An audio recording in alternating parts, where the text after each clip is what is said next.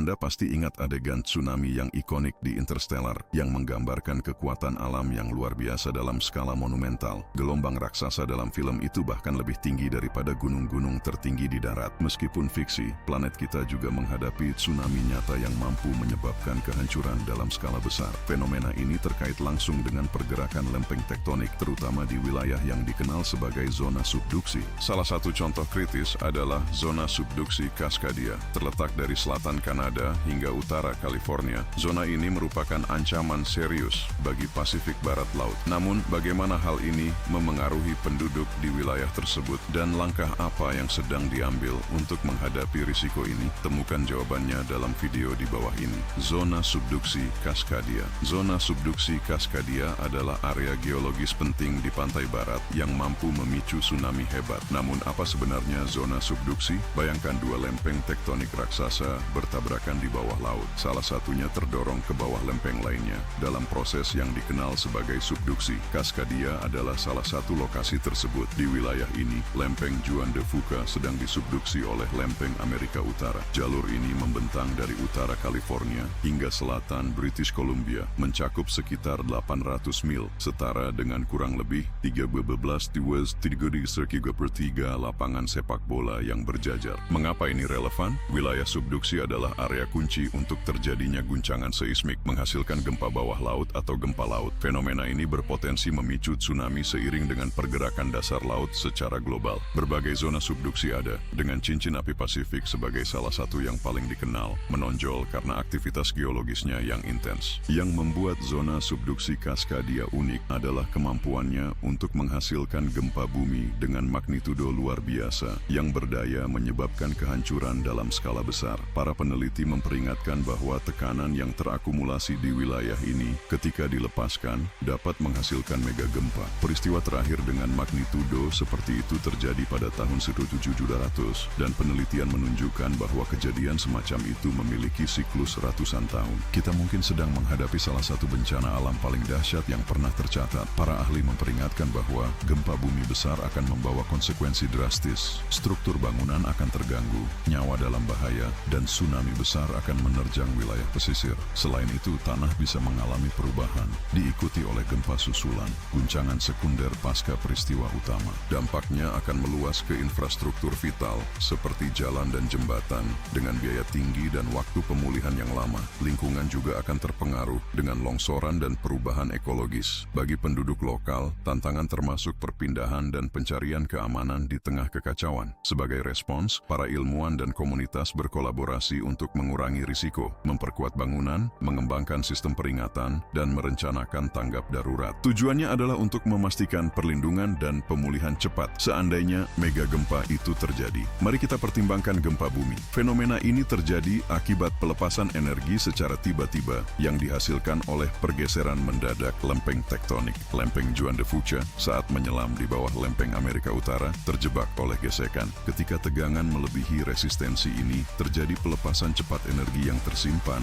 menghasilkan gelombang seismik yang menyebar ke seluruh planet. Kekuatan seismik ini menyebabkan getaran di tanah yang intensitasnya dapat berubah tergantung pada lokasi. Daerah dekat epicentrum menghadapi guncangan yang lebih keras, sementara tempat yang lebih jauh masih dapat merasakan getaran yang cukup besar. Durasi guncangan dipengaruhi oleh faktor-faktor seperti magnitudo gempa dan kedekatan dengan fokus. Menghadapi risiko ini, populasi sedang mengambil langkah-langkah untuk meminimalkan efek gempa. Bangunan diperkuat untuk menahan guncangan seismik mengikuti standar yang ketat. Sistem peringatan dini memberitahu populasi dengan beberapa waktu sebelumnya, memungkinkan mereka mencari perlindungan sebelum gempa dimulai. Populasi juga diberi panduan tentang bagaimana bertindak selama gempa bumi. Dengan menyebarkan pengetahuan tentang pencegahan dan mendorong persiapan untuk krisis, komunitas berkontribusi agar orang merasa lebih aman. Jembatan dibangun dengan material yang lebih tahan, mengikuti parameter seismik, dan layanan publik juga mempertimbangkan kemungkinan bencana. Beberapa individu berorganisasi sebelumnya. Mereka memetakan zona yang paling rentan, menyusun rute evakuasi yang aman, dan memastikan bahwa bantuan darurat siap bertindak dengan cepat. Analogi dengan patahan San Andreas. Saat menilai potensi risiko gempa di Cascadia, penting untuk membuat paralel dengan kejadian masa lalu, seperti gempa tahun 1994 di sepanjang patahan San Andreas di California Selatan. Gempa berkekuatan 6,7 skala Richter mengguncang wilayah Northridge, menyebabkan kerusakan yang signifikan. Korban jiwa mencapai 57 orang dan lebih dari 8.700 luka-luka. Kehancuran terjadi secara luas, dengan bangunan-bangunan yang runtuh, layanan kota terganggu, dan kehidupan sehari-hari masyarakat terputus sepenuhnya. Ketika kita mengalihkan perhatian ke zona subduksi Cascadia, kita menyadari risiko gempa bumi yang jauh lebih dahsyat yang mengancam. Para ahli memperingatkan bahwa Cascadia dapat mengalami mega gempa di atas 9,0 skala Richter. Intensitas ini jauh melebihi gempa San Andreas pada tahun 1994, mewakili pelepasan energi yang secara eksponensial lebih besar. Ancaman ini tidak hanya terbatas pada guncangan itu sendiri, tetapi juga mencakup gelombang raksasa yang mampu menghancurkan wilayah pesisir. Gempa San Andreas tahun 1964, meskipun parah, tidak memicu tsunami dalam skala yang mungkin dihasilkan oleh peristiwa di Cascadia. Kombinasi dari guncangan hebat, potensi tsunami, dan luasnya wilayah patahan geologis meningkatkan risiko secara eksponensial, menciptakan skenario yang jauh lebih menakutkan dan kompleks untuk tindakan pencegahan. Mega gempa dengan magnitudo yang diprediksikan untuk Cascadia telah tercatat dalam sejarah. Gempa besar terakhir di barat laut terjadi pada Januari 1700, lebih dari 3 abad yang lalu. Catatan geologis menunjukkan bahwa bencana serupa terjadi setidaknya 7 kali dalam 500 tahun terakhir, menunjukkan siklus berulang setiap 400 hingga 600 tahun. Hey, sebelum melanjutkan, jangan lupa untuk like atau dislike video ini untuk membantu kami terus meningkatkan kualitas konten bagi Anda, pemirsa kami. Jangan lupa juga untuk subscribe ke channel dan aktifkan notifikasi. Cukup tekan ikon lonceng untuk mengikuti semua video harian kami. Sungguh menakjubkan, penemuan zona subduksi Cascadia baru berusia 5 dekade. Baru 50 tahun yang lalu kami mengidentifikasinya. Sebelum peristiwa ini, kegagalan yang mampu memicu bencana di pantai barat tetap tidak diketahui. Tetapi bagaimana para peneliti mengidentifikasinya? Keunikan sesar Cascadia terletak pada kesunyian seismiknya. Tidak seperti wilayah aktif lainnya, ia tidak menghasilkan gempa kecil yang biasanya berfungsi sebagai peringatan. Selama tahun 1970-an, keheningannya mutlak. Para ahli mencurigai potensi destruktifnya justru karena lokasinya yang strategis di cincin api, sabuk aktivitas vulkanik dan tektonik yang mengelilingi Pasifik. Pertanyaan besarnya adalah, apakah Cascadia pernah terbangun di masa lalu? Jawabannya muncul pada tahun 1980-an, ketika para peneliti menemukan di Washington sebuah hutan kuno yang tiba-tiba hancur oleh serangan lautan, dengan bukti yang mengarah pada suatu peristiwa yang terjadi antara Agustus 1999 dan Mei 1700. Di seberang Pasifik, arsip sejarah Jepang melengkapi teka-teki. Catatan menyebutkan tsunami yang tidak dapat dijelaskan pada 27 Januari 1700 yang selaras sempurna dengan perkiraan tanggal megagempa Cascadia. Pada malam 26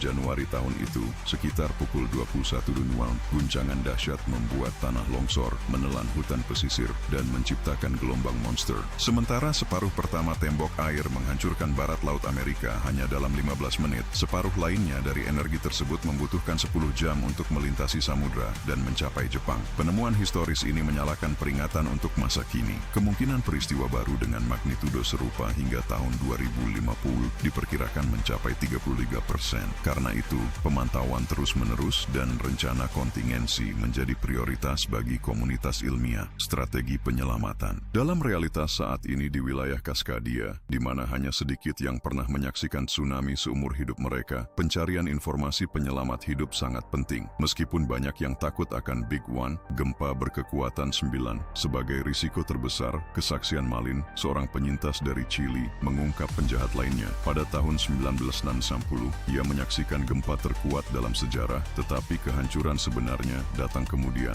dalam gelombang pembunuh yang menyapu pesisir. Sejarah menawarkan pelajaran penting sejak awal. Meskipun banyak yang bisa selamat dari gempa bumi, bahaya sebenarnya muncul dengan gelombang tsunami pertama. Bahkan tanpa kepastian bahwa gempa akan memicu tsunami, mencari daerah yang lebih tinggi jauh dari pantai dan menunggu sampai situasi normal kembali bisa menjadi keputusan yang paling bijaksana. Yang terpenting adalah menyelamatkan nyawa, bukan harta benda. Jika gempa benar-benar menyebabkan tsunami, sangat penting untuk menyadari bahwa beberapa gelombang bisa muncul. Dengan gelombang berikutnya mungkin lebih dahsyat. Tsunami bisa berlangsung selama berjam-jam, menimbulkan risiko yang terus-menerus. Berkat kerja para ilmuwan, pengetahuan kita tentang fenomena ini telah berkembang pesat. Satu peristiwa penting terjadi pada tahun 1990 ketika seismolog Jerry Eaton dan timnya berlomba melawan waktu untuk merekam tsunami Chili di Hilo, Hawaii. Wilayah itu sebelumnya telah dilanda tsunami mematikan, membuat pengukuran ini sangat penting untuk memetakan area yang rentan. Mereka memantau gelombang di jembatan Sungai Wailuku, mencatat perubahan ketinggian air saat gelombang tsunami berturut-turut datang. Inilah narasi lengkap dari pengukuran tersebut pada tanggal 22 Mei 1960 sekitar pukul 22 Senano. Jerry Eaton dan 4 rekannya berkumpul di Observatorium Vulkanologi Hawaii milik US Geological Survey. Dilengkapi dengan kamera, buku catatan, senter, dan pita pengukur, mereka naik Ford Station Wagon untuk menempuh 30 mil ke Hilo dengan tujuan mengukur tsunami Chili yang diperkirakan akan terjadi sekitar tengah malam. Upaya ini memiliki alasan yang jelas. Hawaii sebelumnya telah menghadapi tsunami dahsyat yang berasal dari Chili pada tahun 1837 dan 1877, serta tsunami dari Kepulauan Aleut pada tahun 1946 yang menewaskan 98 orang di Hilo. Eaton dan timnya berkonsultasi dengan penduduk setempat sebelum mengambil posisi di jembatan Sungai Wailuku di Teluk Hilo. Mereka tahu bahwa jembatan lama telah hancur oleh tsunami Aleut pada tahun 1946. Jembatan yang baru dibangun telah menjadi titik strategis mereka untuk memantau kenaikan air jika mereka perlu melarikan diri dengan cepat ke daerah yang lebih tinggi. Tidak lama setelah tengah malam, sungai naik 4 kaki di atas tingkat biasa, menandakan kedatangan gelombang pertama tsunami. Pada pukul 12.46, gelombang kedua melintas di bawah struktur, mencapai ketinggian yang mencengangkan 9 kaki di atas normal. Sekitar pukul 1 pagi, air tiba-tiba surut, turun 7 kaki di bawah standar. Eaton kemudian menyadari suara menyeramkan yang bergema dari Teluk Hilo. Suara gemuruh dari kejauhan yang mengisyaratkan bahaya. 2 menit kemudian, mereka menyaksikan massa air yang padat bergerak menuju kota. Gelombang setinggi sekitar 20 kaki menghantam jembatan hampir secara vertikal. Tak lama setelah melewati kelompok yang berada di sana khusus untuk mendokumentasikan perubahan tingkat air. Sepanjang gelombang tsunami berikutnya, laporan langsung dari Eaton membantu memperluas pemahaman kita tentang fenomena alam ini, mempertegas perlunya evakuasi segera ke lokasi yang aman. Jangan pernah meremehkan kekuatan persiapan, baik dengan menghafal rute pelarian atau menyiapkan perlengkapan darurat di tangan. Tindakan sederhana ini bisa menjadi penentu dalam situasi kritis. Dan demikian kita akhiri video ini. Ada saran untuk konten selanjutnya? Tinggalkan di komentar dan jangan lewatkan pembaruan channel. Sampai jumpa.